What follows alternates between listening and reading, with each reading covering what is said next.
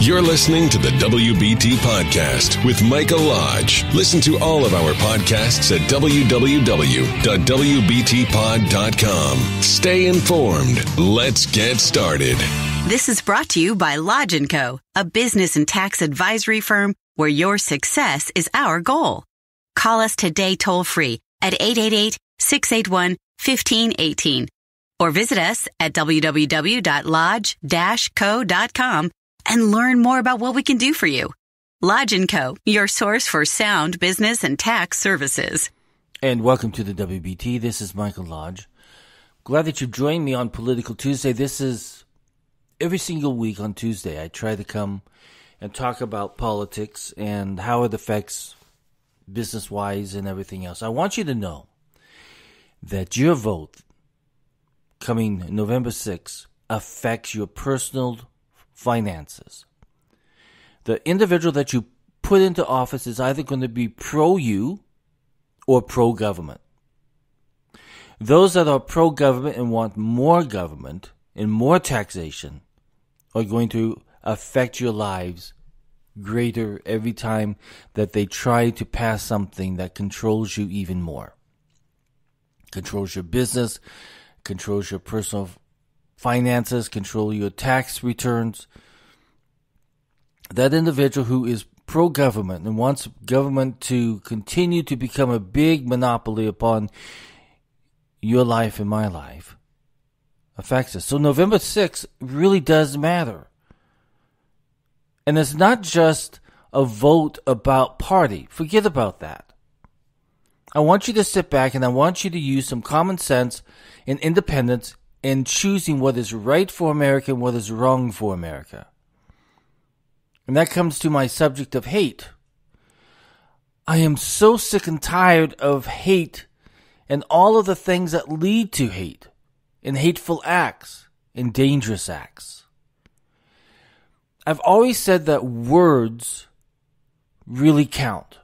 Words can either make a situation the best in the world, or it can literally drive people to become nutso political. And that's what we've seen last week twice with the bomber and then with the synagogue killing attack.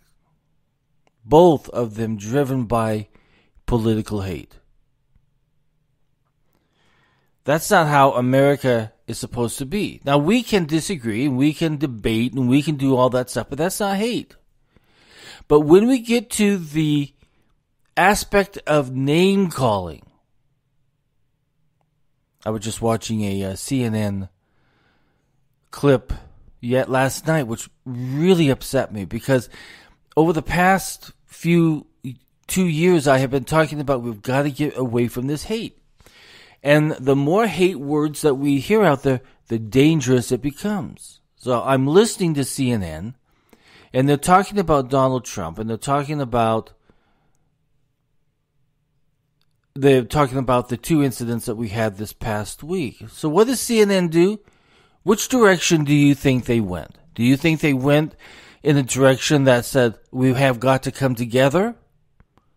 No, they went into another direction that said their words are hate, and hate for the president, and hate for the American people who voted for him. So what they said is, so I just want to tell you that I was so stricken by this that I really thought, what in the world is the media doing now in promoting this hate? So they had a round table, and they were all sitting around talking about Donald Trump. And one of the ladies on the panel said, Donald Trump has radicalized many Americans, thousands of Americans, more than ISIS. And she compared him to ISIS. And that ISIS only radicalized 10,000 people over in Iraq. But Donald Trump had radicalized millions. Now, when you use the word radicalize, it means that It's an evil direction. Radicalize means that you're brainwashing people, that you're disrupting their lives based upon a belief. And what she was saying is that those of you who have supported the president have been radicalized. You're dangerous to the American people. Now, those words by CNN does more damage than anything else. It does not bring the nation together. It does not heal. It does not, instead of reaching out to the individuals who lost their lives and reaching to their families and saying, we are with you. Instead, they were saying, we don't care about you. All that we want to do is politicize this. And your death helps us in our political agenda. It's the most evil and corrupt situation that this nation has ever been in when CNN and other networks begin to talk this way of hate. I don't know about you. I'm an independent. I left the Republican Party 2 years ago, and the reason why is because I just felt that they were not doing what the American people wanted them to do. And I certainly wasn't going to go to Democrats because they were going in a totally different direction what the American people wanted. I didn't even want to support Trump. At the very beginning, I was not supporting Trump at all. But then I began to think just a little bit differently, and I thought, you know what? In the corporate world, when a company is doing really badly, what do? They bring in a hatchet man. And that hatchet man sits there and he hatchets away at everything bad within that company to get it to a situation where the company is responding soundly. And it is the same thing as cleaning out the swamp. And then I began to realize, I said, okay, there's no one else out there because you can't clean the swamp out with politicians. You just cannot. Because they have already been corrupted with politics and with the greed of power. So I said, okay, well, I guess I am going to support Trump because I believe that the nation needed to be cleaned up. We had too much things going wrong.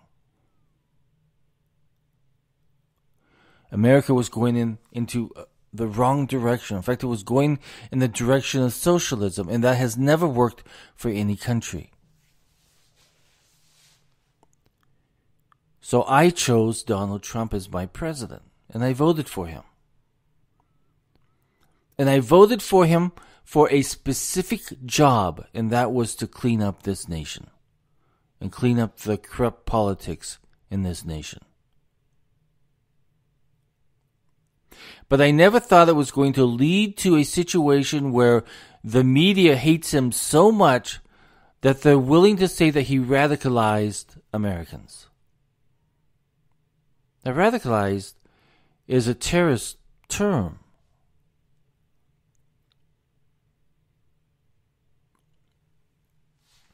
So understand me when I say that I'm not happy with the continued hate speech that comes out of our media.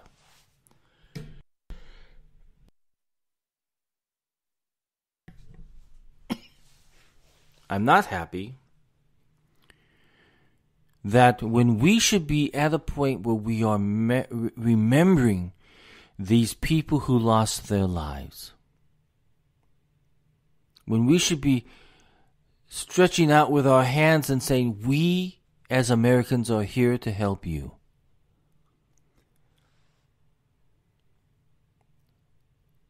This is what America has done in the past, is that we have always reached out to our communities who were in pain. But now, the media feels that they can take this pain and turn it into their political agenda of hate towards Americans and towards the president.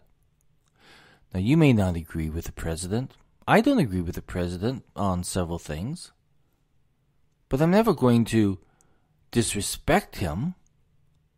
I'm never going to spout out hate towards him. But as an American, I am going to stand here and I'm going to support him because I hired him to do one job, and that is to clean up America. And that's what most people wanted him to do. That's why he became president.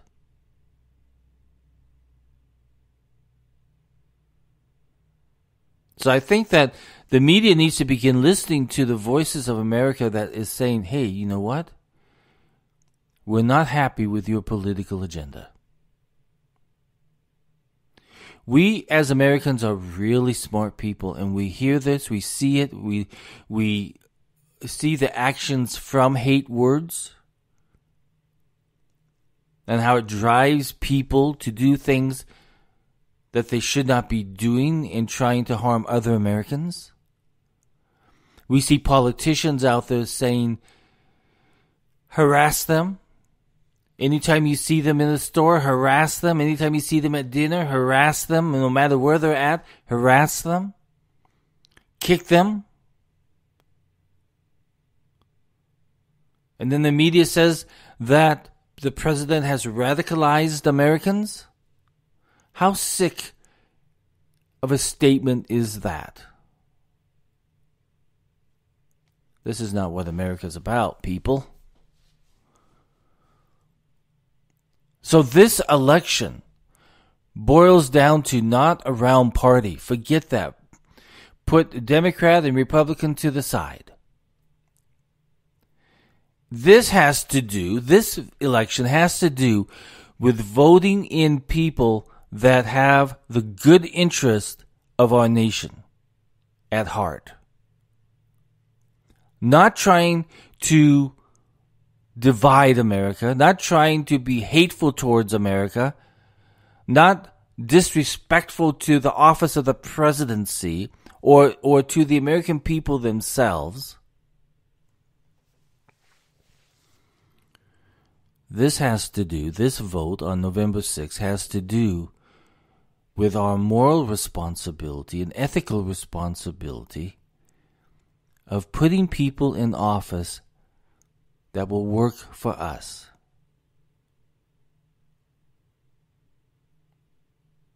These are the people who do not point fingers. These are people who do not accuse people of being racist.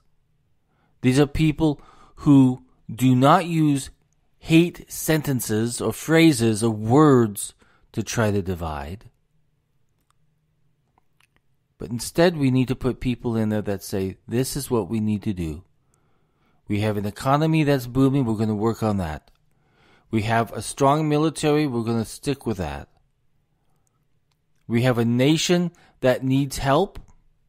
Do you realize that we have 700,000 homeless children in America, and yet not one single politician speaks about it?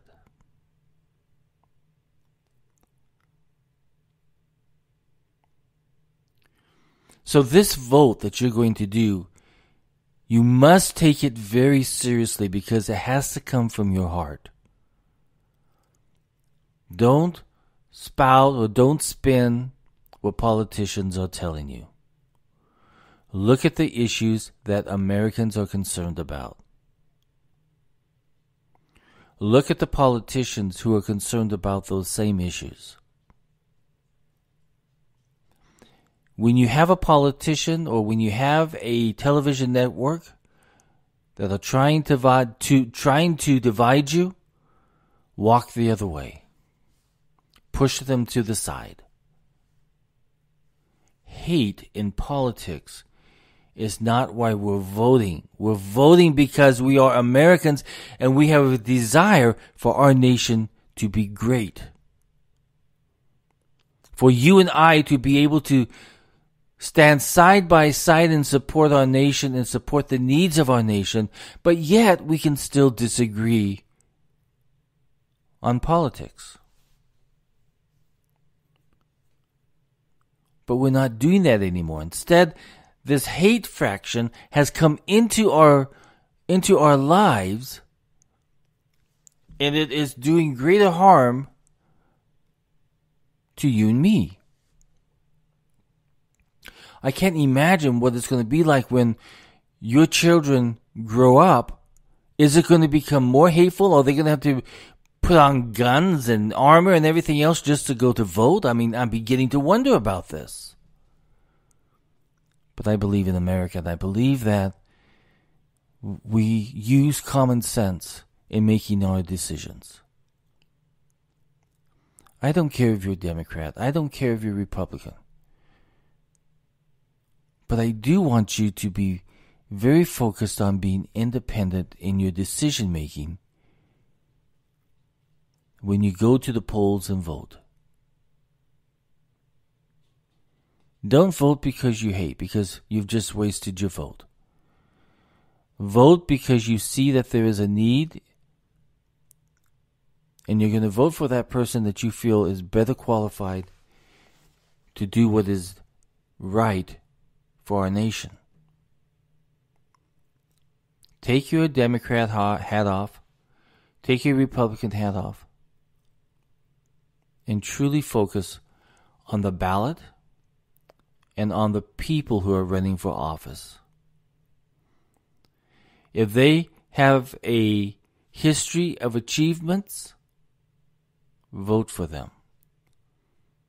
If they have no achievements and they're just spinning political jargon, don't vote for them. But if they have achievements and if they've done a good job and if they've represented you, if they have not pointed fingers during the crisis, vote for them. This is the most important election ever. We can either vote in a group of people and let them absolutely accomplish nothing over the next 2 years. Let them yell impeachment. Let them yell investigation. What does that do for our nation? Absolutely nothing.